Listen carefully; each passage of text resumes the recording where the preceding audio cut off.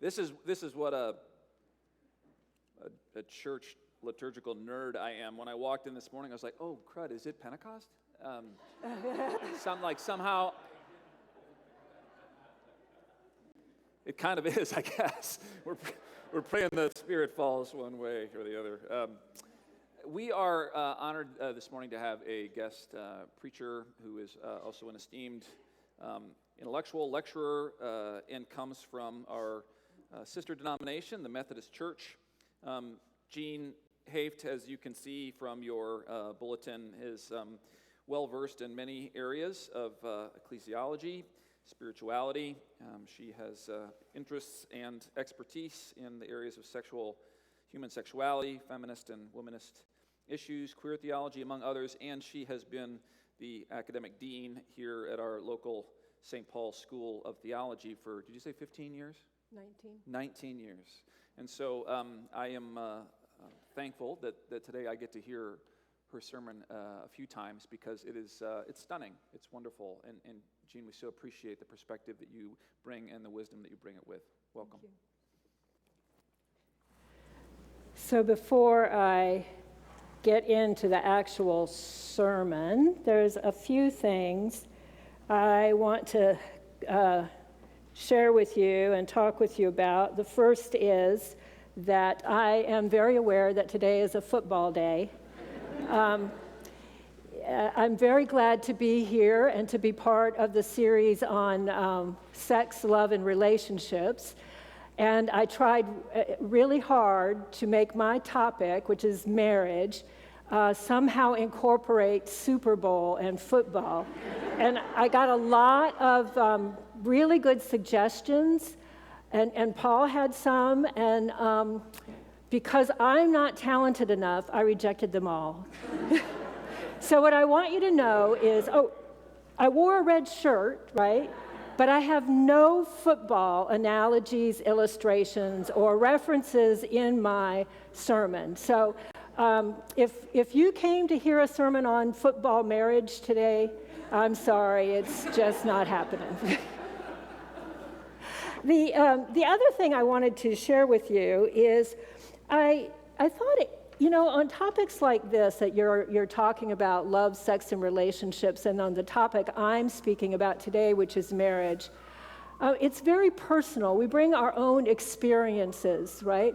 The experiences of family we've had, the experiences we've had in our closest intimate relationships. We bring that to our understanding of marriage.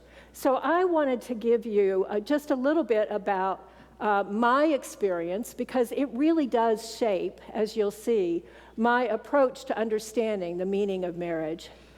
First, I want you to know that I am married, and my spouse is here today visiting, Mary Margaret.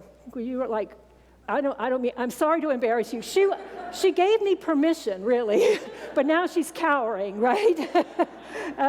Mary Margaret is here today. But I want to start before my marriage to Mary Margaret. I'm of an age, like some of you here, but not all of you here, where women were raised to just basically get married, have children, manage a household. And that is, in fact, what I did. After I graduated from college, I married my husband, I had 2 daughters, and I made every good attempt to try to manage a household. 15 years later, we divorced.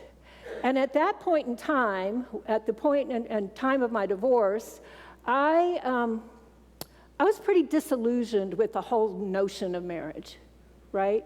I saw how it oppressed women. I couldn't imagine what kind of thing we thought we were doing when we asked 20-year-olds to make a vow and promise to something for the rest of their lives. It just seemed impossible to me, so I was very sure that I would never do that again, right? Never do it again. So I was single. My daughters and I moved to the town of my first pastoral appointment. I'm a United Methodist minister, and I was serving a church there, and it's there that we met Mary Margaret. She was a priest in the Episcopal Church, and you can be sure there's a backstory that you're not going to get today, but some other day maybe you can ask, right? So Mary Margaret and I dated for about a year. We didn't know if you could call it, we call it dating in retrospect, but at the time, I don't know what we called it. We were seeing each other, right? And on February 6th, 1993, we were in the car driving and sort of had this conversation that led to an agreement that we would be partnered. And we decided that what that meant was that we were going to be intentional about making our relationship long-term. And to this day, it's February 6th that we celebrate as our anniversary. So that means that February 6th, which is this Thursday, we will celebrate 27 years. Now, and honey, this year I won't forget because I had to preach about it. So in 2013 in Kansas City, let me back up. In Denver, we were living in Denver, and we were about to move to Kansas City. At that time, we had very good friends.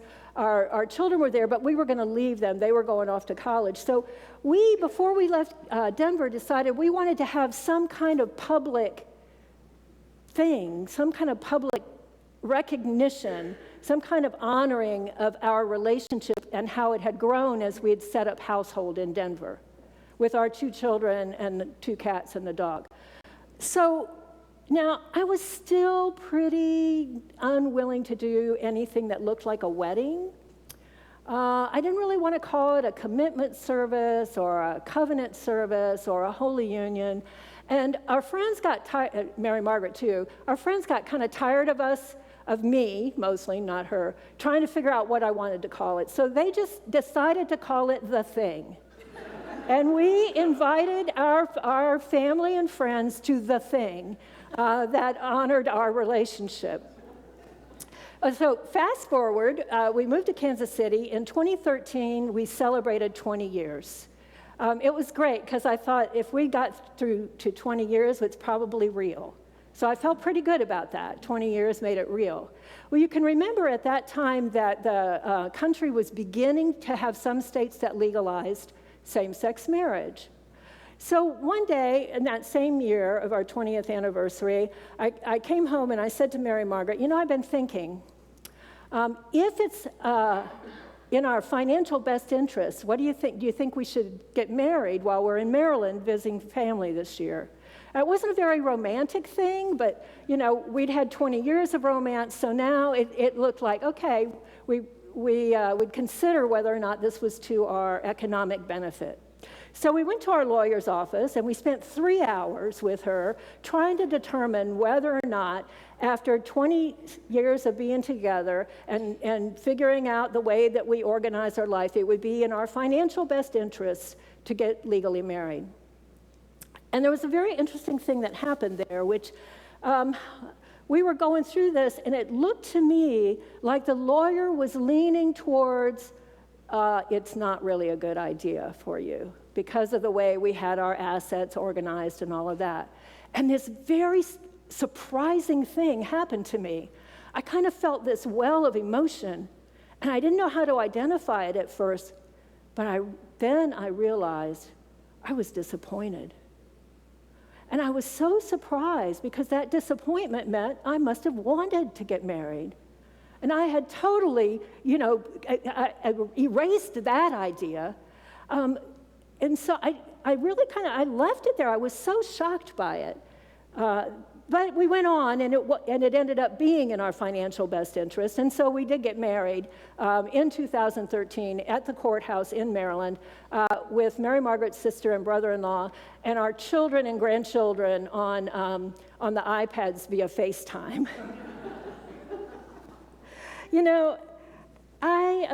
I still don't know exactly how to define marriage. I'm realizing that I enjoy it and that I like it, but I don't know exactly what it is. What I do know is that this thing that we have, Mary Margaret and I, brings me the greatest joy and the greatest frustration. That it shows me the divine and the sacred and the holy on a daily basis. It's not easy, it's not perfect, but it is very real. I don't know if it's exactly a marriage like you think about marriage. And I still don't know what kind of a thing marriage is. But I think it's worth thinking about. It's worth thinking about. And I know that each of you in this room has been affected by marriage, whether it's your parents' marriages, your children's, your brothers, your sisters, your friends. Each of you has some experience that you bring to this conversation that kind of tints the way that you're going to think about marriage. As a country, we've had these intense debates about marriage. My own denomination is about to split in two, in part, over this topic. So I want us today to think about, what is this thing that seems so important? Is it even real? Is it worth holding on to? So what's the first thing Christians do when we are seeking to understand God's guidance about something? We turn to the Bible, don't we? I think you have some Bibles. Do you have Bibles in your pews? Okay, good. So what does the Bible have to tell us about marriage? Well, not much. It's largely silent on the topic. Jesus wasn't married, at least that we know of.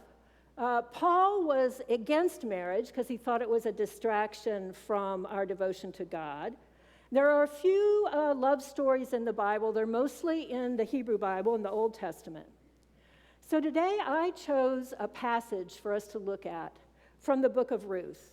If you want, you can see if you can find it in your Bible. I think the book of Ruth can help us reflect on the meaning of marriage in our lives today. So let me give you a little context. The book of Ruth begins with Naomi and her husband. They get married in Bethlehem. They have 2 sons. There's a famine. They decide they need to go to Moab because everybody's dying of the famine. So they go to Moab. Naomi has no more children. The sons grow up. They get married to Ruth and to Orpah. Then they die, all of them. Her husband dies. Her sons die. So she's a childless widow, and Naomi decides to move back to Bethlehem. And this is where our first passage picks up. She's getting ready to head to Bethlehem, back home. But Naomi said to her 2 daughters-in-law, "Go back, each of you, to your mother's house. May the Lord deal kindly with you as you have dealt with the dead and with me. The Lord grant that you may find security, each of you in the house of your husband." Then she kissed them, and they wept aloud. They said to her, "No, we will return with you to your people."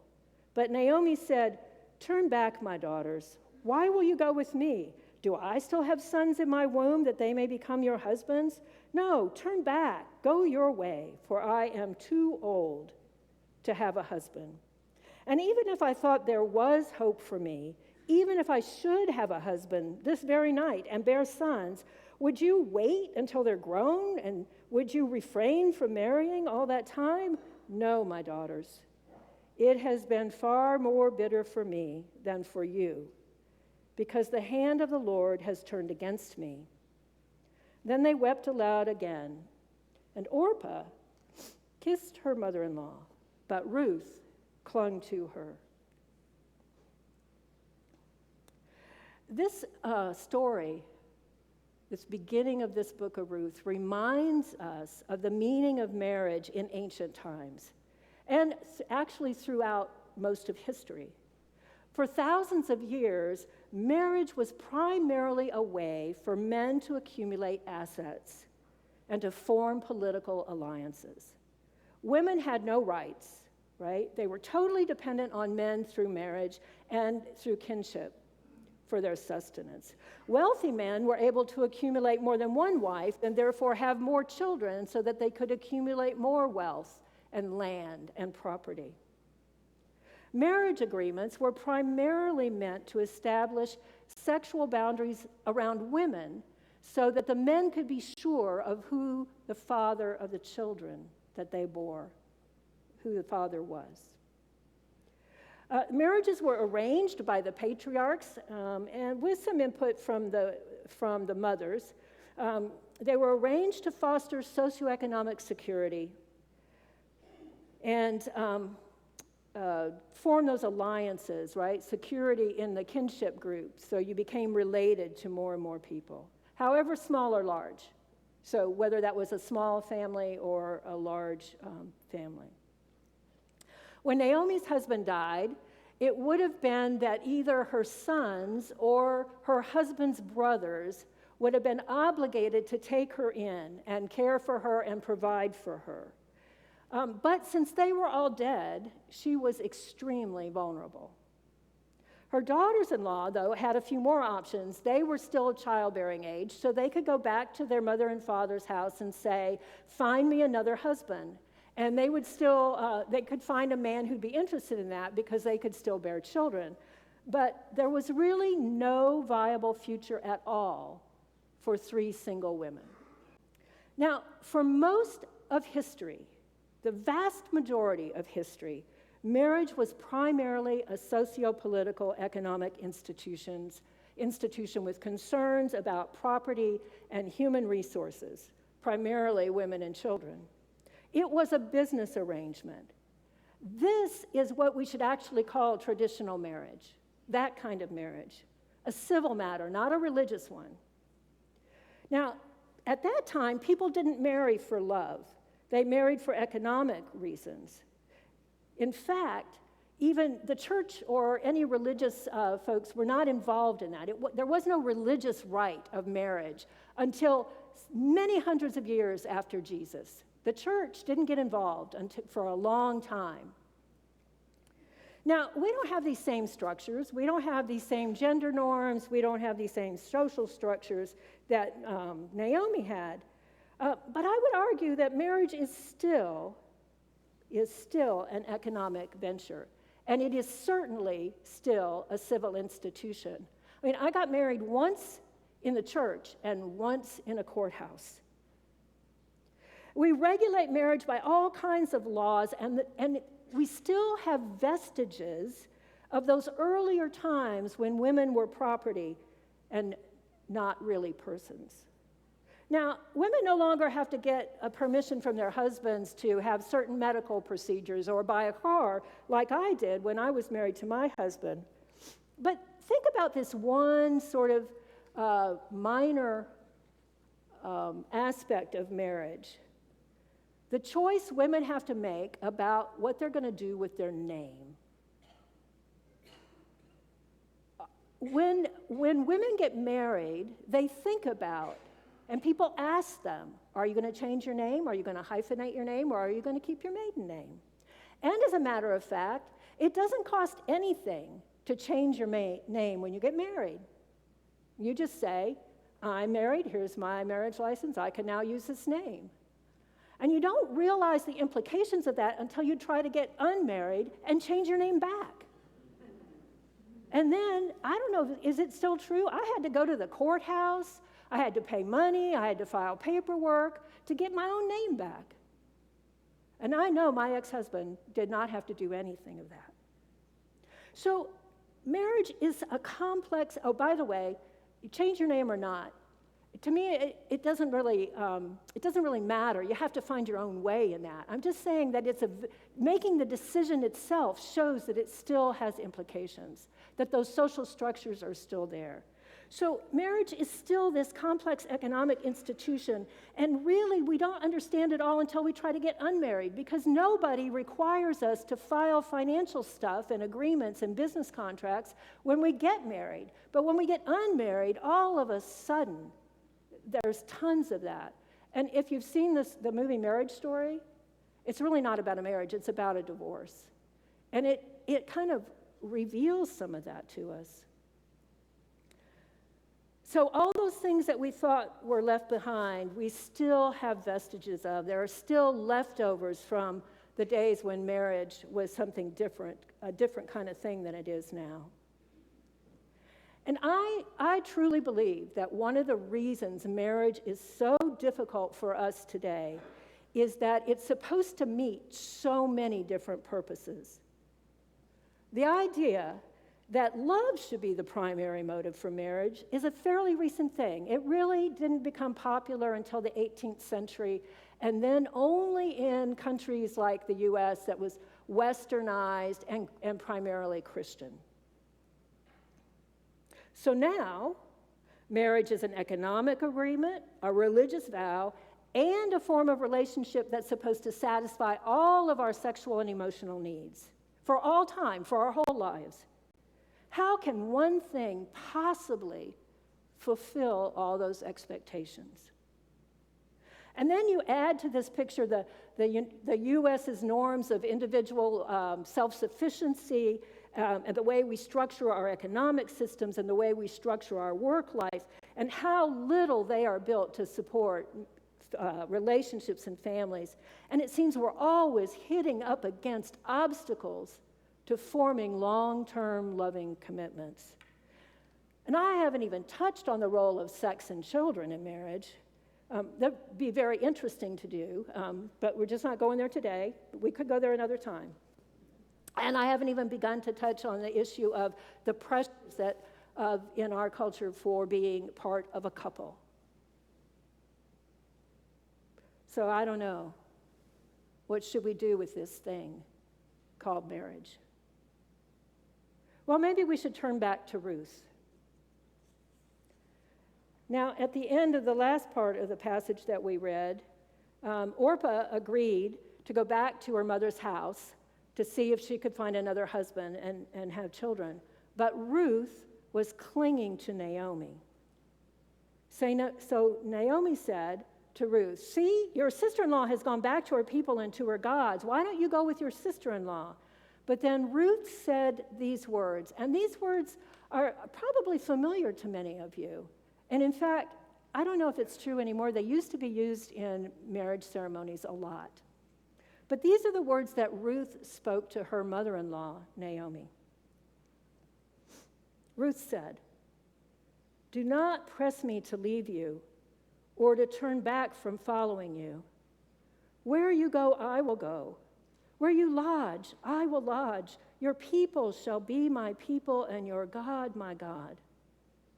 Where you die, I will die, and there I'll be buried.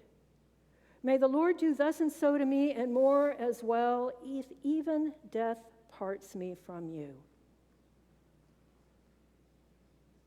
So Naomi saw that Ruth was determined to go with her, and Naomi said no more to her, and off they went. Now, I don't know about you, but this passage really touches me. It puts into words, I think, that deep longing we all have to love and be loved. And I think that that longing to love and be loved is essential to our very existence. And in fact, I think it is God in us. You know, the Bible doesn't tell us much about marriage. Doesn't tell us much at all. But over and over and over again, the Bible talks about the centrality of loving and just relationship. And I think it's through them that we find ourselves in communion with God. In those kind of relationships, we can see all that is holy and sacred and good and divine. When we open ourselves to one another, to the deepest recesses of our bodies and souls, we can encounter God. And when we make those day-to-day decisions, those day-to-day negotiations in the up times and the down times, we can find ourselves standing on holy ground. Now, does marriage have to be part of this kind of love? Probably not. But I do think we need something that supports those kind of relationships, some kind of structure, some kind of public acknowledgement, some kind of communal commitment to the relationship. And we need to support each other in whatever form that relationship takes. Now, Ruth and Naomi, they went back to Bethlehem. Ruth went with her. Together they picked out a husband for Ruth, right? She seduced him, they got married, she had a baby. And at the end of the book, Ruth presents her baby to Naomi. Historically, the story has been used as a way to show the lineage of David and Jesus, but it's also been used to show us a model of love and devotion. I see it as a story of how Ruth and Naomi subverted social structures, turned them on themselves to support their love and commitment to one another. I think it's our only hope to prioritize just and loving relationships while at the same time working to build social structures and policies and norms that support them. And we have to be willing then to risk to subvert them at times on behalf of our commitment to one another. We can't be committed to the institution of marriage. We have to be committed to the relationship. Now, everyone in this congregation today has been touched in some way by a difficult marriage, whether it's been yours or the marriage of someone else that you love. And we all want to know how to maintain strong, healthy relationships. And I could have brought you a sermon today. I mean, after all, I teach pastoral care. I could have brought you the 10 steps to a happy marriage, but you already know what those are. You know what those are. Good communication, right? Time together, love and respect, equitable power arrangement, self-sacrifice. You know those. All the books have some variation of that. The problem is they have us focus on our own individual interactions with each other. Now, some of us are good partners, some of us not so good.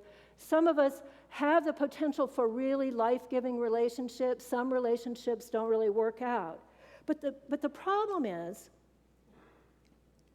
we focus on our own individual relationships and we think that is sufficient. Well, it's not. It's not. I'm convinced that the biggest threat to marriage and loving relationships is that we don't have the right social structures and norms in place to support them. The U.S. is not oriented toward two-career families or toward supporting childcare. It's not set up for people to care for one another when someone is sick or ill or in need. It's not set up to care for the most vulnerable, and it's not set up to strengthen our relationships. Have you known anyone? There's couples who've been married, I heard a story, a couple have been married happily for 50 years. Then they had to get divorced.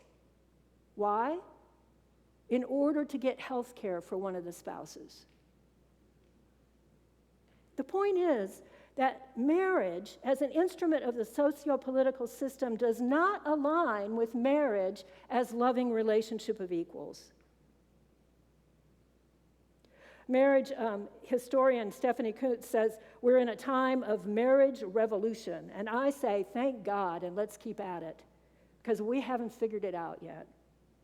I don't think I'm the only one who hasn't figured it out yet. Now, Ruth and Naomi help us. They suggest that though we are bound by social structures that do not always support our values and relationships, we can continue to devote ourselves to one another. We can continue to take risks on behalf of the relationship. We can find ways to support the many creative forms of love and loving families. But let us also find ways to revolutionize the social structures and cultural norms so that they prioritize love and justice over wealth and power, that they prioritize family over corporations and governments.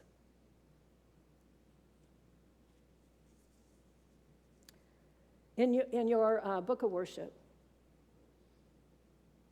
I think there are like 3 different marriage services in there, but they all have a variation of this same vow.